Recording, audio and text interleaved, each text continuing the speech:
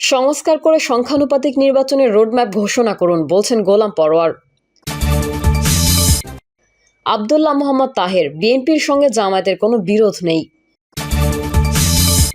জানাবো অন্তর্বর্তীকালীন সরকার স্বৈরাচারীর পথে হাঁটছে। আওয়ামী লীগ ফিরলে ভয়ঙ্কর রূপে ফিরবে বলছেন নুরুল হক। এবং সর্বশেষ জানাবো চট্টগ্রামে বিএনপির দুই গ্রুপের সংঘর্ষ, আহত ৩। এতক্ষণ শুনছিলেন সংবাদ শিরোনাম, এবারে বিস্তারিত। তবে তার আগে অনুরোধ থাকবে আমাদের চ্যানেলটি সাবস্ক্রাইব করে বেল আইকনটি ক্লিক করুন। সংস্কার করে সংখ্যানুপাতিক নির্বাচনের রোডম্যাপ ঘোষণা করুন বলছেন গোলাম পরোয়ার। আগামী সংসদ নির্বাচন আয়োজনের জন্য নির্বাচনী ব্যবস্থা সহ প্রয়োজনীয় সংস্কার শেষে সংখ্যানুপাতিক নির্বাচনের রোডম্যাপ ঘোষণা করতে অন্তর্বর্তীকালীন সরকারের প্রতি আহ্বান জানিয়েছেন বাংলাদেশ জামাতে ইসলামীর সেক্রেটারি জেনারেল অধ্যাপক মিয়া গোলাম পরোয়ার। মিয়া গোলাম পরোয়ার বলেন, সংখ্যানুপাতিক নির্বাচন আয়োজন করলে দেশের ছোট বড় রাজনৈতিক দলগুলো কম করে হলেও একটি আসন পাবে। এতে রাজনৈতিক দলগুলো তাদের সৎ যোগ্য ব্যক্তিদের দিয়ে একটি সমৃদ্ধ আইনসভা করতে পারবে। তাই দ্রুত প্রয়োজনীয় নির্বাচনী ব্যবস্থা সংস্কার করে নির্বাচনের রোডম্যাপ ঘোষণা করেন। এ সময় তিনি দলের নেতাকর্মীদের উদ্দেশ্যে বলেন, শেখ হাসিনা ভারতের সেবাদাস হয়ে রাষ্ট্র চালিয়েছে, এখন সে সেখানেই পালিয়ে গেছে। কর্তৃত্ববাদী শেখ হাসিনা আমাদের নেতাদের অন্যায়ভাবে ফাঁসিতে ঝুলিয়ে হত্যা করেছে, এখন সে মঞ্চেই তার ফাঁসির আয়োজন প্রস্তুতি চলছে। আব্দুল্লাহ মোহাম্মদ তাহের, বিএনপির সঙ্গে জামায়াতের কোনো বিরোধ নেই। বিএনপির সঙ্গে জামায়াতের কোনো বিরোধ নেই বলে মন্তব্য করেছেন জামায়াত ইসলামীর নায়েবে আমির ডক্টর সৈয়দ আব্দুল্লাহ মোহাম্মদ তাহের। তিনি বলেছেন, বিএনপির সঙ্গে কোনো দূরত্ব আছে বলেও মনে করে না জামায়াত। সোমবার মগবাজারে দলের কেন্দ্রীয় কার্যালয়ে ব্রাজিলের রাষ্ট্রদূত পাওলো ফার্নান্দো দিয়াস ফেরেসের সঙ্গে জামায়াতের আমির ডক্টর শফিকুর রহমানের সৌজন্য সাক্ষাৎ শেষে ব্রিফিংয়ে সাংবাদিকদের এই কথা বলেন আব্দুল্লাহ মোহাম্মদ তাহের। তিনি বলেন, ভবিষ্যতেও বিএনপির সঙ্গে একসঙ্গে কাজ করবে তার দল। জামায়াতের এই নায়েবে আমির জানান, আগামী নির্বাচন যেন সুষ্ঠু হয় সেই বিষয়ে ব্রাজিলের রাষ্ট্রদূতের সঙ্গে আলাপ হয়েছে জামায়াতের আমিরের। দলের পক্ষ থেকে ব্রাজিলকে বাংলাদেশে বিনিয়োগের আহ্বান জানানো হয়েছে বলেও জানান তিনি। অন্তর্বর্তীকালীন সরকার স্বৈরাচারীর পথে হাঁটছে। টিসিবি ট্রাক সেল বন্ধ, 43 লাখ পরিবারের কার্ড বাতিল ও প্রায় শতাধিক পণ্যের ওপর ভ্যাট বৃদ্ধির নামে জনগণের পকেট থেকে 12,000 কোটি টাকা তুলে নেওয়ার সিদ্ধান্ত বাতিলের দাবি জানিয়েছে কমিউনিস্ট পার্টির সাধারণ সম্পাদক ও বাম গণতান্ত্রিক জোটের অন্যতম নেতা রুহিন হোসেন প্রিন্স।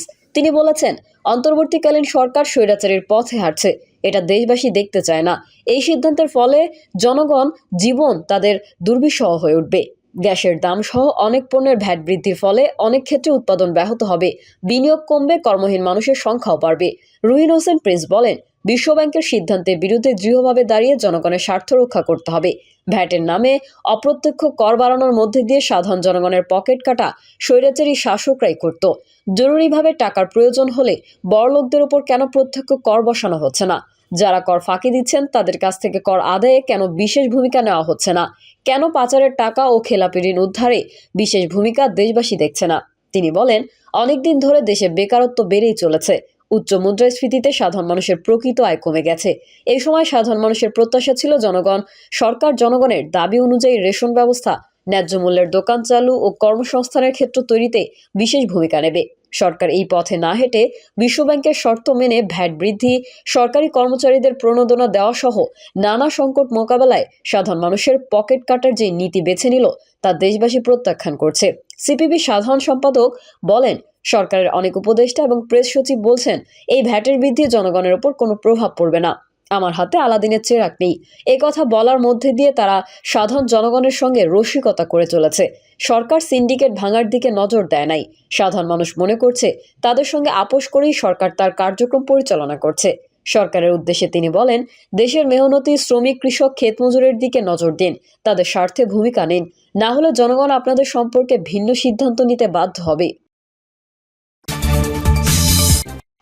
আওয়ামী লীগ ফিরলে ভয়ঙ্কর রূপে ফিরবে বলছেন নুরুল হক।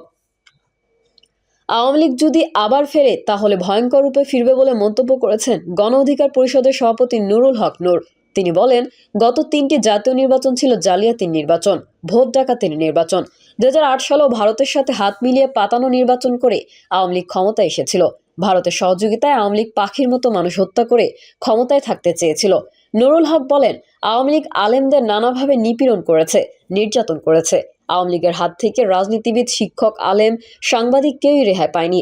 আওয়ামী লীগ যদি আবার ফিরে তাহলে ভয়ঙ্কর রূপে ফিরবে। তিনি বলেন, গণ অভ্যুত্থানের শক্তিগুলোর উচিত ছিল গণহত্যায় জড়িতদের শহীদ মিনারে ব্রাশ ফায়ার করে মেরে ফেলা, কারণ তারা ভয়ঙ্কর রূপে ফেরার পায়তারা করছে। ছাত্রদের উচিত ছিল আওয়ামী লীগের বিচারের দাবিতে শাহবাগে অবস্থান কর্মসূচি পালন করা, কিন্তু সবাই ভাগবাটোয়ারা, ক্ষমতায় যাওয়া নিয়ে ব্যস্ত। গণ অধিকার পরিষদের সভাপতি বলেন, আমরা সবাই শ্রমিক, সেটা প্রধান উপদেষ্টা হোক কিংবা প্রধানমন্ত্রী হোক। এমপি মন্ত্রীরাও শ্রমিক, তারাও বেতন নেন, হয়তো কাজের ধরন ভিন্ন। বাংলাদেশ শ্রমিক অধিকার গণ অভ্যুত্থানে গুরুত্বপূর্ণ ভূমিকা পালন করেছে। গত কয়েক বছর তরুণ, ছাত্র, যুবক, শ্রমিকরা যে ঐক্য গড়ে তুলেছিল, তার ফলেই কিন্তু ২৪-এর গণ অভ্যুত্থান। জুলাই ঘোষণাপত্রে গত ১৫ বছরের বিরোধী মতের সবার ত্যাগকেই লিপিবদ্ধ করতে হবে। শুধু জুলাই গণ অভ্যুত্থানে আহত কিংবা নিহতদের পরিবারকে নয়, গত ১৫ বছরের লড়াই করতে গিয়ে যারা আহত হয়েছে তাদেরকেও সহযোগিতা করতে হবে। যারা জীবন দিয়েছিল তাদের পরিবারকেও সহযোগিতা করতে হবে। গণ অধিকার পরিষদের সাধারণ সম্পাদক মোহাম্মদ রাশেদ খান বলেন, শতাধিক পণ্যের ভ্যাট ট্যাক্স বাড়িয়ে সরকার জুলুম শুরু করেছে। অনতিবিলম্বে এই ভ্যাট ট্যাক্স প্রত্যাহার করতে হবে। সরকারকে বলবো, হাসিনার স্টাইল ফলো করিয়েন না, তাহলে পরিণতিও হাসিনার মতো হবে। আপনারা রাষ্ট্র সংস্কারের আগে আওয়ামী হাইকমান্ড ও শেখ পরিবারের গুন্ডাদের গ্রেফতার করে দেখান। চট্টগ্রামে বিএনপির ২ গ্রুপের সংঘর্ষ, আহত ৩। চট্টগ্রামে বিএনপির ২ গ্রুপের সংঘর্ষের ঘটনা ঘটেছে। এ সময় দলটির ৩ নেতা আহত হয়েছেন। এর মধ্যে নাসির নামে একজনের অবস্থা আশঙ্কাজনক। রোববার বিকেলে নগরীর ১৬ শহর এলাকায় আধিপত্য বিস্তারকে কেন্দ্র করে এই সংঘর্ষের ঘটনা ঘটে। আহত অন্য ২ জন ফারুক ও শহীদুল ইসলাম। প্রত্যক্ষদর্শী ও স্থানীয় সূত্রে জানা গেছে, নগর ছাত্রদলের সাবেক সহ-সাধারণ সম্পাদক সাইফুল আলম প্রকাশ বার্মা সাইফুলের অনুসারীরা লাঠি ও কিরিচ নিয়ে ১৬ শহর এলাকায় শোডাউন করে। এ সময় খবর পেয়ে পাঁচলাইশ থানা যুবদলের সাবেক যুগ্ম আহ্বায়ক শহীদুল ইসলামের লোকজন এসে তাদের বাধা দেয়। এতে সংঘর্ষে জড়িয়ে পড়ে ২ গ্রুপ। পরে পুলিশ এসে পরিস্থিতি নিয়ন্ত্রণে আনে। এ সময় নাসিরকে কুপিয়ে গুরুতর জখম করা হয়।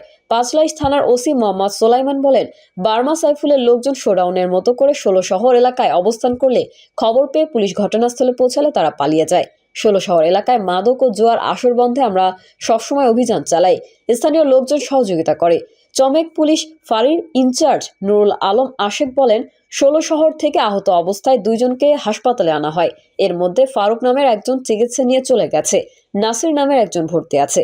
শহীদুল ইসলাম বলেন, বার্মা সাইফুলের ছেলেরা বিভিন্ন সময়ে দোকানদার ও লোকজনকে আটকে রেখে চাঁদাবাজি করে। আমরা এর প্রতিবাদ করে আসছি। ১৬ শহর মহল্লা কমিটি গঠন করেছে এজন্য। তারা আমাদের উপর অতর্কিত হামলা করে। তাদের হাতে কিরিচ ছিল। ৩ জনকে কুপিয়েছে। আমি নিজেও আহত হয়েছি। এই বিষয়ে সাইফুলের বক্তব্য পাওয়া যায়নি। আহত নাসির উদ্দিনের ফুফাতো বোন পরিচয়ে একজন সাংবাদিকদের জানান, বিকেলে বাসা থেকে বাজার করার জন্য বের হন তিনি। এ সময় মসজিদের মাইকে এলাকায় সন্ত্রাসীরা হামলা করছে শুনে দ্রুত ১৬ শহর রেলওয়ে স্টেশনে এলাকায় যান। সেখানে দেখেন তার মামাতো ভাই নাসির উদ্দিন আহত অবস্থায় পড়ে আছেন। পাশে পড়েছিলেন ফারুক। তাদের উদ্ধার করে চমেক হাসপাতালে তিনি নিয়ে যান। প্রিয় দর্শক, এই ছিল এখনকার সর্বশেষ সংবাদ। আপডেট ও সংবাদ পেতে চ্যানেলটি সাবস্ক্রাইব করে বেল আইকনটি ক্লিক করুন।